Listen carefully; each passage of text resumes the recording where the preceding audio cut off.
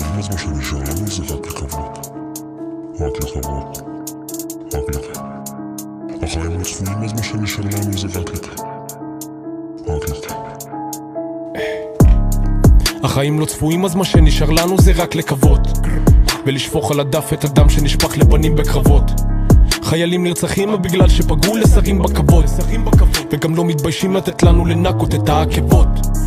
כל הגוף דלקות, כל הלב צלקות. אנשים בעולם אומרים שלא נכון, ובלב יודעים שזה נכון. היום אין הנחות, בקושי יש גם מה לאכול. כל אחד פה ממציא הלכות.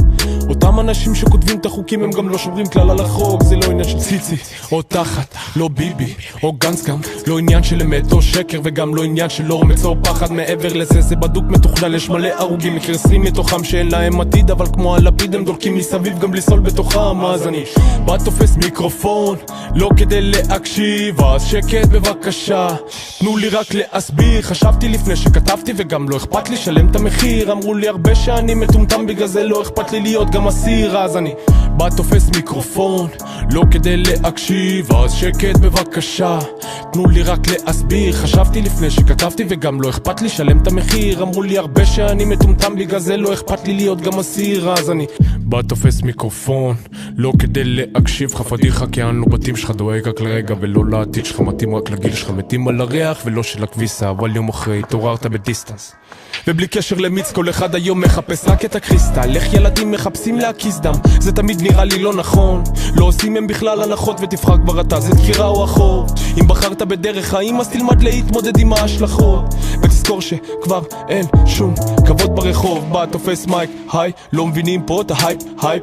העולם פה מלא יצורים שאתה לא תמצא גם לא בטווילייט. משבשים לנו את הסאנלייט, תפוס כיוון אולי תמצא בית. אני לרוב מדבר רק שטויות והוא לרוב מדבר רק עליי, וזה סיפור חיי עוד לפני שהכרתי את הריימס. ולמרות שיודעים שעשו, הם חושבים שזה bigger than life. פאק אנשים baby give me the knife, ונבוא כמוטיף in the night.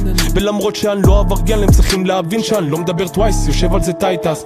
בא תופס מיקרופון לא כדי להקשיב, אז שקט בבקשה, תנו לי רק להסביר. חשבתי לפני שכתבתי וגם לא אכפת לי שלם את המחיר. אמרו לי הרבה שאני מטומטם, בגלל זה לא אכפת לי להיות גם אסיר. אז אני בא תופס מיקרופון לא כדי להקשיב, אז שקט בבקשה, תנו לי רק להסביר. חשבתי לפני שכתבתי וגם לא אכפת לי שלם את המחיר. אמרו לי הרבה שאני מטומטם, בגלל זה לא אכפת לי להיות גם אסיר. אז אני